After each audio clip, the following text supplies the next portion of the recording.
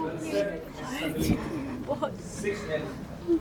And what else do you expect from an aerial force with a motto सहरा अस्त के दरिया अस्त शहे बालों पर मास्त नहीं है तेरा नशेमन कसरे सुल्तानी के गुंबद पर तू शाही है बसेरा कर पहाड़ों की चट्टानों पर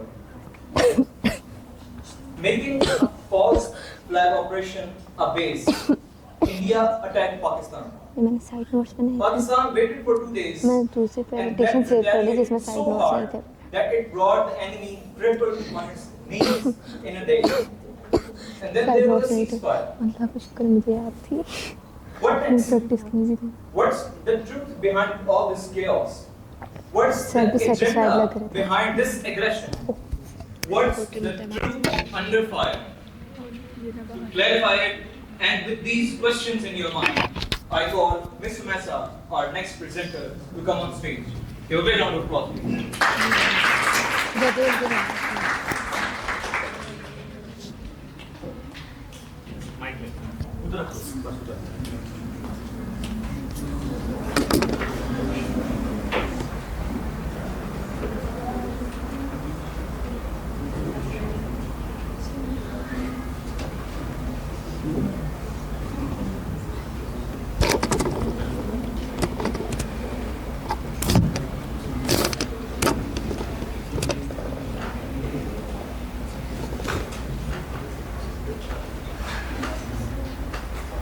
Ladies and gentlemen, today we are not here to glorify the war.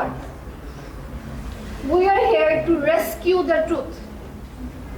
A truth buried under noise, manipulated by media and weaponized by politics. So, the topic for today is truth under fire. Because in the fog of propaganda, we carry a torch with ourselves, and that torch is truth. So what really happened in Pahalgam?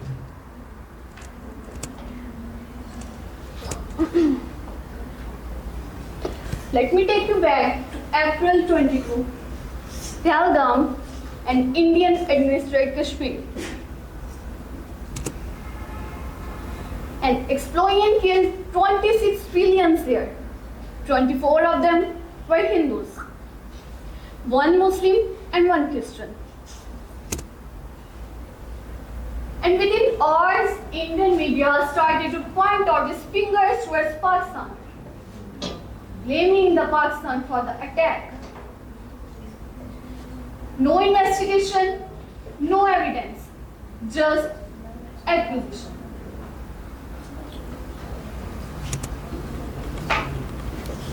Pakistan asked for independent investigation,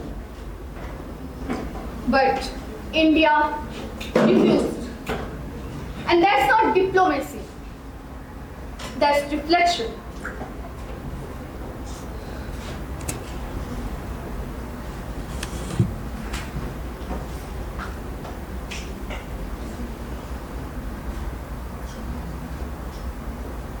Pahalgam was not an exceptional case. It's the old script of India.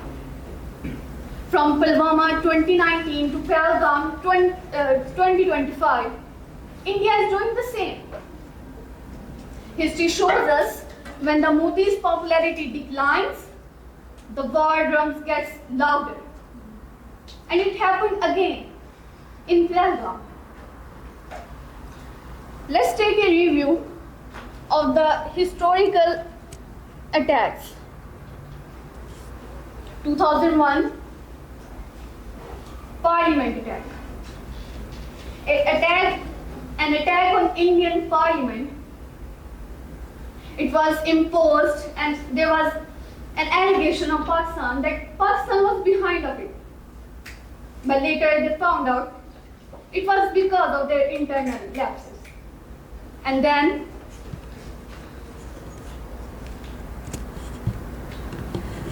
2007 Samjhauta Express. Over 16 Pakistani were killed in that attack. And then an Indian army officer was arrested and later he was linked with RSS.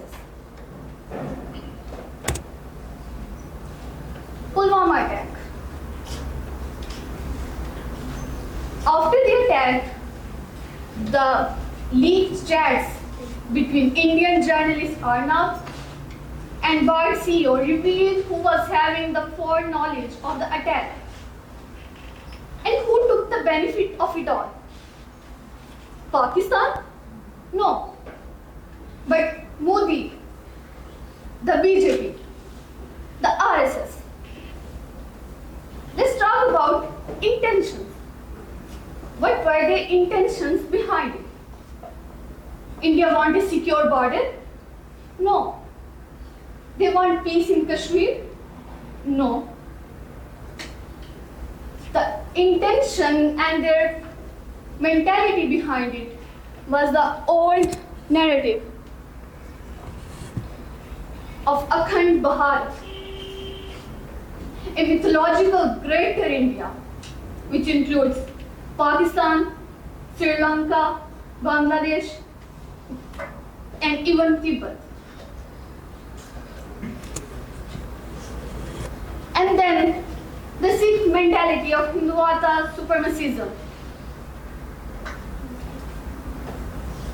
This ideology originally came from RSS. And the leaders of the RSS, they were supporting the Nazis Germany ideology.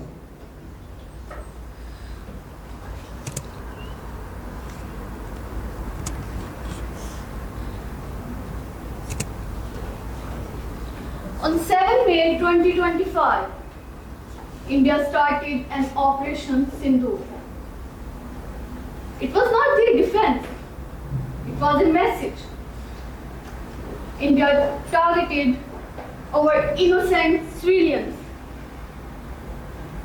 They said they are targeting the terrorist infrastructure that was involved in Pahalgam incident, but in fact, they were just targeting our innocent people.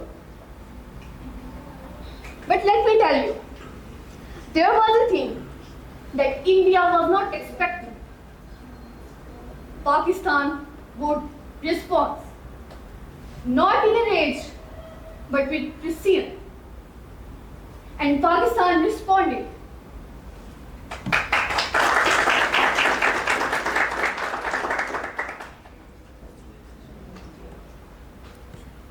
Operation Bunyad-ul-Mahsoos was launched because our honor was demanding it.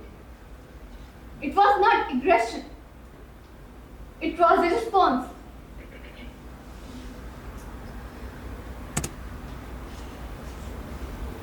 While they were talking tougher on their media,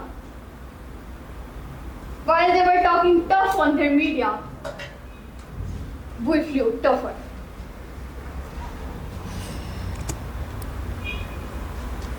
Let's have a view of the Pakistan's victory in that operation. The Pakistan Air Force targeted 25 military sites of India, their air bases and their weapon depots. They downed 5 Indian jets, 3 Rafale, 1 Su-30 and 1 MH-29. 78 Israel origin drones were downed by Pakistan Air Force. Our Pakistan Navy, they sealed Eastern Maritime routes and they disrupted Indian sonar and submarine surveillance in the Arabian Sea.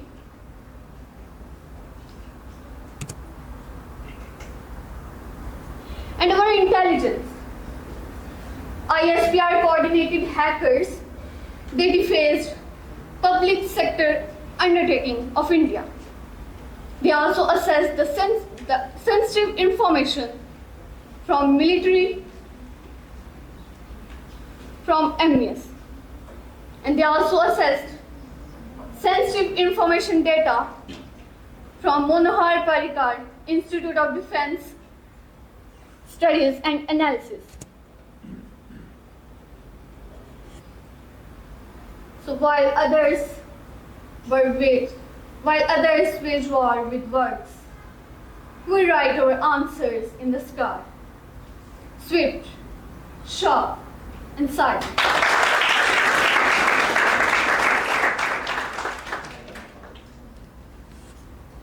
In conclusion, I would say, India can create propagandas. They can provoke. They can lead to false flag operations. But Pakistan would always stand for their sovereignty, for their dignity, and for their honor. We are not weak. We are resilient.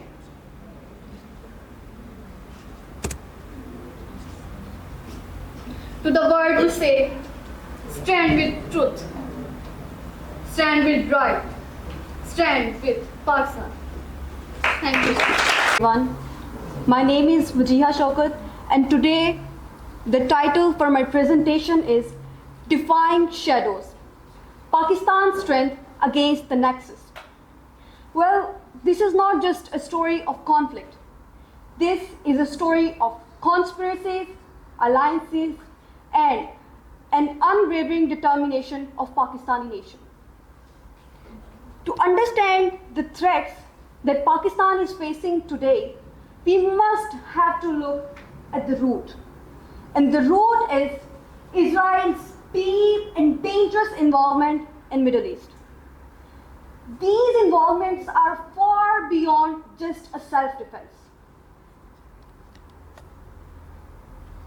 Israel has continuously interfered Middle East politics of this region, from bombing Palestine and Lebanon to attacking Syria and Iraq. The conspiracies surrounding Israel's activities are deeply rooted in its desire to weaken the Muslims and to divide the Muslim world. It has, with the help of Western powers, it has destabilized the Muslim region.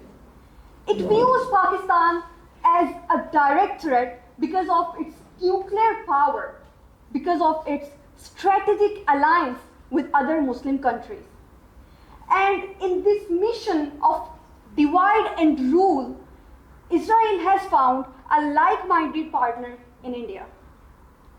So let me take you through this India-Israel alliance and the reasons behind this alliance.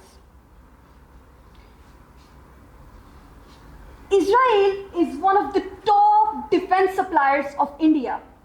As you can see, over the years from 2017 to 2025, their defense partnership trade has crossed $4.5 billion.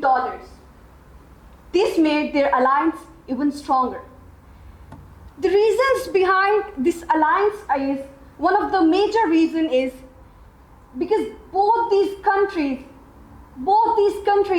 view Muslims as a threat. Israel in Palestine and India in Kashmir. So they share their intelligence and their military tactics to suppress any type of Muslim resistance. Second reason is the power, the greed of power. Both these countries want to grow their powers in the respective regions. Israel in Middle East and India in South Asia. Here comes a question. If both these countries want to grow their powers, then why is Israel supporting India? Because supporting India means weakening Pakistan. And weakening Pakistan means weakening the Muslim world. Israel wants to isolate us while tightening up its grip on the Middle East. That is why it's supporting India so strongly. Last but not the least, both these countries have a right-wing government that promotes nationalism. Both these countries' governments have promoted nationalism and often targeted the minorities, especially the Muslims. So these countries suppress Muslim resistance and any voice that speak up for Muslim rights, from Gaza to Kashmir. Driven by this partnership, India has opted a strategy. A strategy? Do you know what's this strategy? Blame Pakistan for whatever is happening in their country. Well, this is not a new tactic. As you can see, from 1993 Bombay serial blast to Pulwama attack 2019, they have consistently raised their fingers towards Pakistan without any substantial evidence. Now you might be thinking, how does blaming Pakistan work for India? Let me tell you guys, it serves their political agenda. By blaming Pakistan, India deflects the attention from its internal failures, from the struggles in Kashmir, and from the increasing domestic unrest because of their own government policies.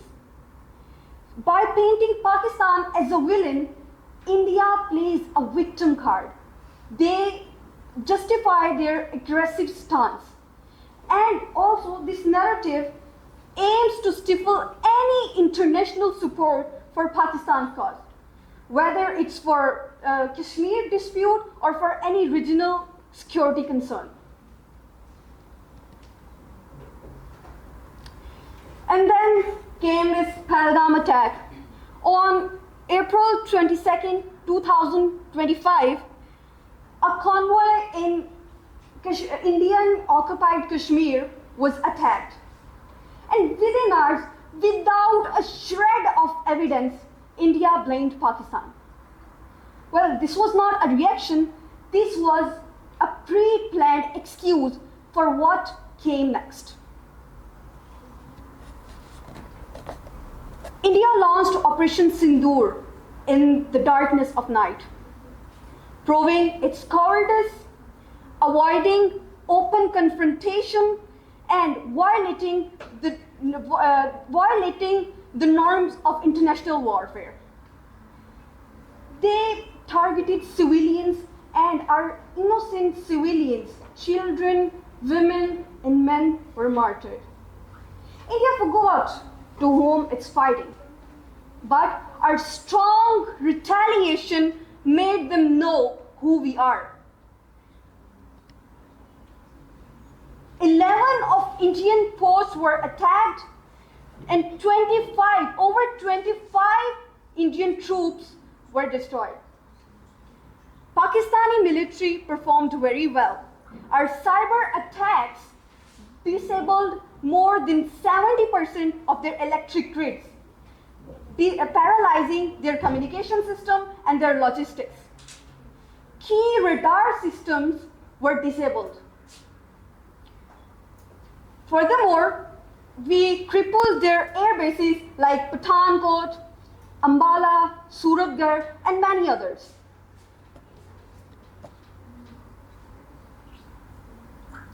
After this war, what stood tall was not just the military response, but the honor and professionalism of our nation. Because we didn't target their civilians, we targeted their military assets. Talking about the diplomatic front, Pakistan stood firm on that front. We briefed UN, OIC, China, Turkey, and other allies. We presented the facts, we presented the drone parts. And this was when we conquered the war. Because Indian media was trying to spread the false accusations and false news, while on the other hand, Pakistani media opted for a factual and responsible approach. This made the global researchers, from analysts to journalists, acknowledge Pakistan's truth, and our media became our silent weapon.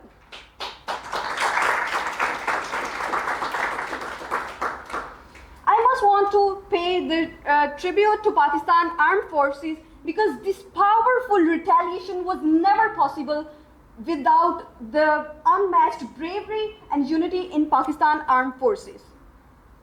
Talking about Kamran Masih, one of the shining stars of Pakistan military. Kamran Masih is, as you know, he's a Christian pilot whose bold strike has destroyed a key airbase in India. He gave the world a clear message that in Pakistan, Muslims and non-Muslims stand shoulder to shoulder when it comes to defend their country. Well, this was not just the military response or Pakistan military which conquered this war, but the spirit of our nation. Pakistani nation is a symbol of unity, strength, and resilience.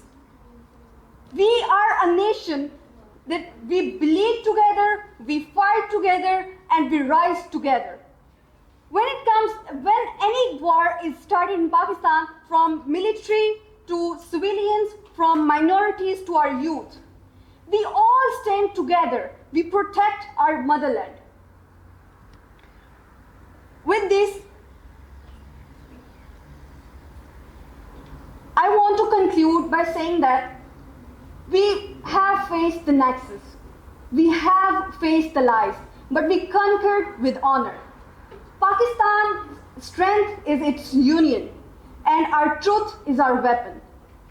Pakistan's flame will never dim. Today, tomorrow, forever.